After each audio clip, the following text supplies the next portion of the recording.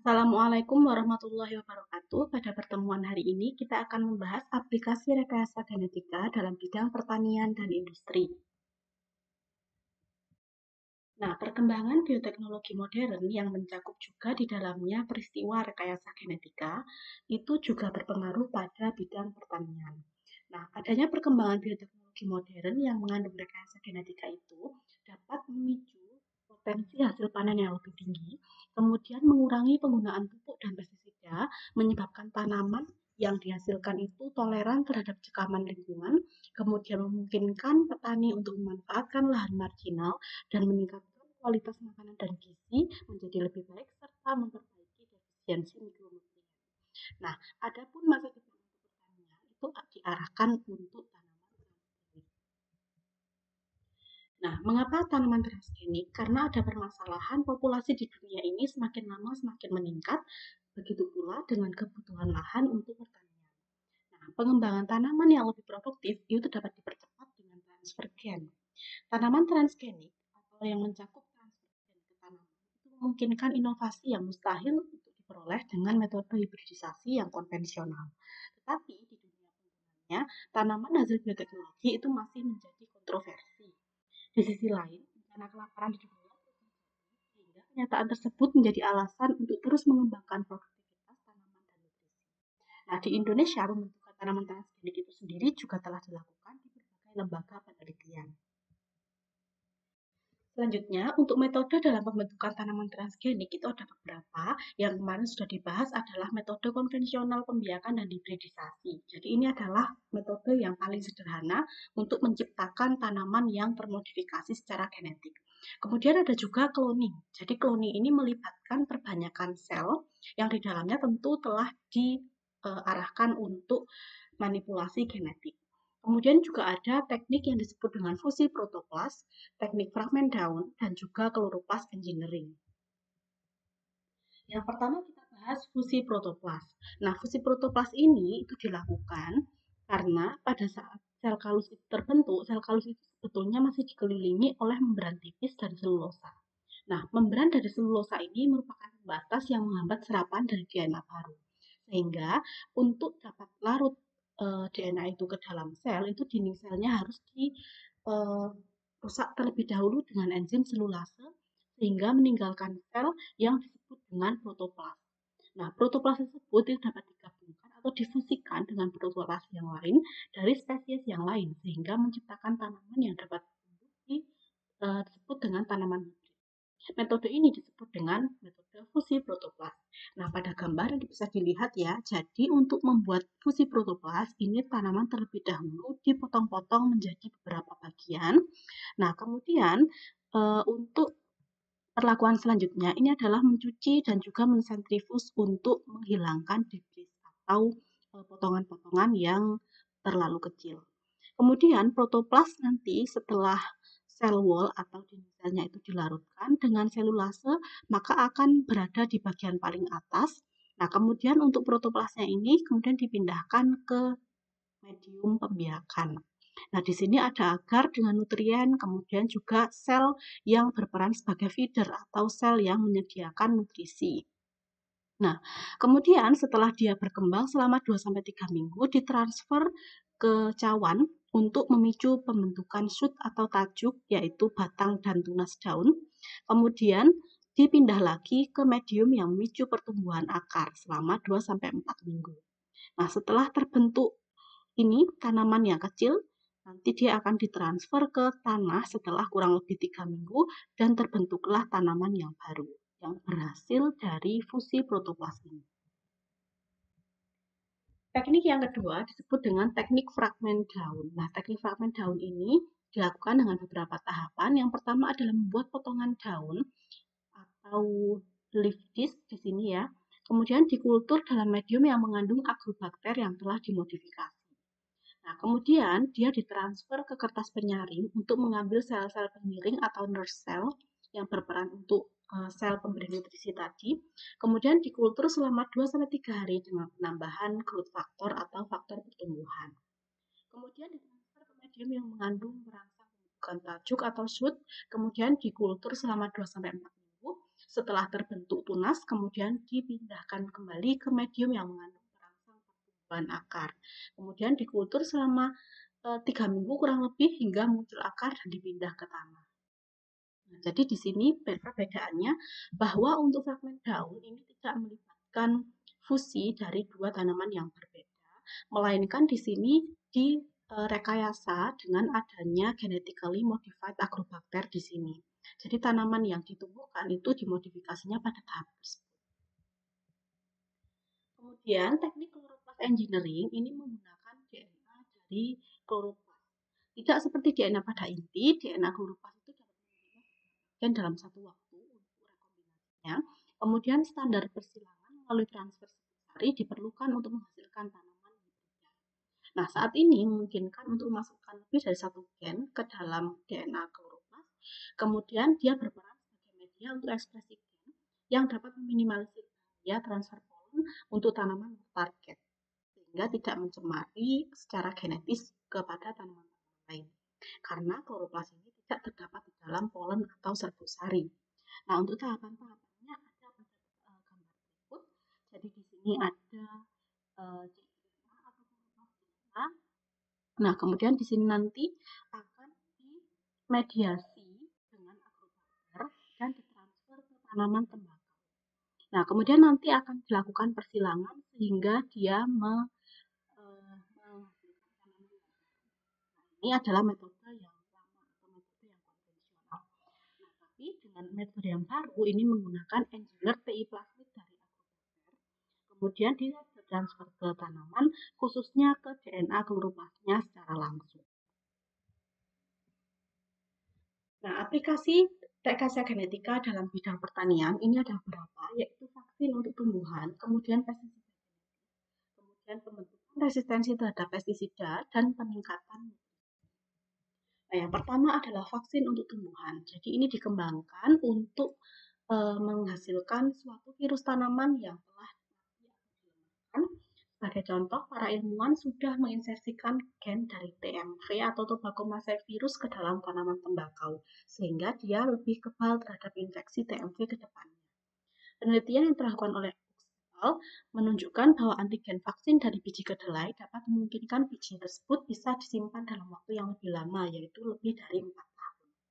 Nah, ada pun tahapan-tahapan untuk pembuatan vaksin tanaman itu dilihat pada gambar berikut. Jadi ada TMV, kemudian dia materi genetiknya adalah berupa RNA, kemudian virus kode RNA itu nantinya dikonvert terlebih dahulu ke cDNA dan diinsersikan pada TI plasmid. Nah, kemudian setelah itu ditransfer ke agrobakter vektor dan dibiarkan untuk menginfeksi sel tanaman. Kemudian TI DNA plasmid yang sudah membawa gen yang baru tersebut akan masuk ke dalam plant kromosom atau kromosom tumbuhan. Nah, kemudian sel-sel yang telah bertransformasi itu nantinya dikultur ke dalam medium pertumbuhan. Nah, setelah tumbuhan mengalami regenerasi, nanti dia akan dites dengan menambahkan atau menginfeksikan virus ke dalam tumbuhan tersebut. Nah, tanaman yang telah transgenik ini mengekspresikan protein yang dapat melawan virus dari TMV ini, kemudian nantinya daun-daunnya tetap sehat. Sementara tanaman yang tidak transgenik atau tanaman kontrol, nanti dia tetap terinfeksi virus TMV dan menyebabkan daun-daunnya hancur atau daun-daunnya mengalami kerusakan. Yang kedua adalah aplikasi dalam pembentukan pestisida genetis. Nah, di sini digunakan bakteri yaitu Bacillus thuringiensis, yaitu salah satu bakteri yang digunakan sebagai pestisida. Bacillus thuringiensis ini menghasilkan suatu protein terkristalisasi yang dapat membunuh serangga berbahaya beserta larvanya. Nah, protein yang terkristal ini merupakan hasil dari gen CRY memecah substansi yang ada pada sistem pencernaan pada serangga tertentu. Jadi, di sini dimanfaatkan gen dari thuringiensis nantinya dapat dimasukkan ke dalam tanaman sehingga tanaman menghasilkan protein tertentu yang dapat mematikan larva ataupun serangga yang merusak tanaman tersebut. Jadi, ini adalah cara untuk membuat pestisida yang tidak melibatkan bahan kimia. Nah, berikutnya juga dapat memungkinkan untuk pembentukan resistensi terhadap herbisida atau resistensi terhadap zat pembunuh gulma. Nah, ilmuwan telah menemukan tanaman transgenik yang dapat menghasilkan enzim alternatif yang tidak terpengaruh oleh glifosat atau salah satu herbisida. Nah, ini untuk percobaan tersebut dihasilkanlah ilalang yang memiliki resistensi terhadap glifosat. Nah, tahapannya itu di sini menggunakan TI-DNA vektor, kemudian juga ada sekuen yang mentarget kloroplas pada selnya nanti, kemudian disisipkan di sini adalah glyphosate insensitive EPSPS from bacteria. Jadi ada bakteri tertentu yang dia itu mengandung gen yang tidak sensitif terhadap glifosat. Nah, kemudian di sini nanti untuk TI-DNA vektor ini nanti akan ditransfer melalui agrobakterium ke tembakau atau tanaman yang akan diuji.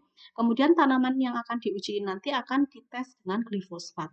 Nah, jika nantinya dia itu berhasil untuk rekayasa genetikanya, maka dia akan tetap sehat daunnya setelah disemprot dengan glifosat.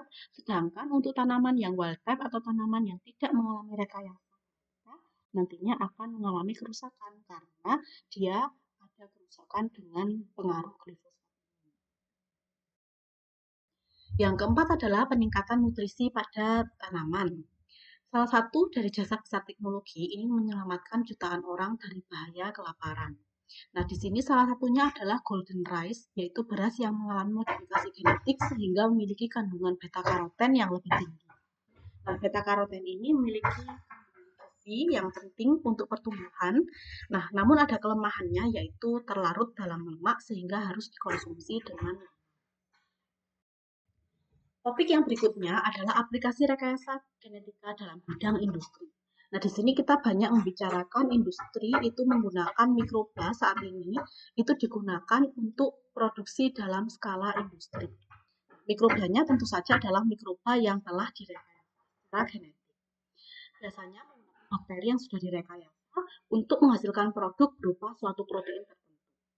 Nah, industri harus memahami dengan baik mikroba yang dapat digunakan, mulai dari struktur dan juga karakteristiknya agar produk yang dihasilkan nanti tepat sesuai dengan yang diharapkan. Nah, struktur seluler mikroorganisme juga penting dalam menentukan kemana arah perkembangan dan bagaimana mikroorganisme tersebut digunakan di bioteknologi. Jadi untuk industri yang konvensional itu dulunya tidak menggunakan proses rekayasa genetika sehingga untuk menghasilkan produk itu diperlukan waktu yang lama, kemudian sumber daya yang banyak. Nah, sedangkan saat ini ketika industri itu sudah menerapkan rekayasa genetika dalam waktu yang relatif singkat itu dapat dihasilkan produk sesuai dengan karakteristik yang diinginkan. Jadi kualitasnya lebih terjamin. Nah, di sini jika kita membicarakan mikroba dalam industrial product, itu ternyata juga tidak hanya sebatas bakteri ya, namun juga ada fungi, kemudian juga alga. Nah, alga di sini salah satu zat-zat yang dimanfaatkan dari sana adalah beta karoten, kemudian fukosantin, beta karagenan. Nah, kemudian dari bakteria ini yang diambil misalnya adalah protein-protein ya, glutathione peroksidase dan lain sebagainya. Kemudian dari fungi itu dapat digunakan asam laktat, seramid, dan yang lain. Nah, salah satu mikroba yang memiliki peranan penting dalam industri itu adalah yeast atau Saccharomyces cerevisiae.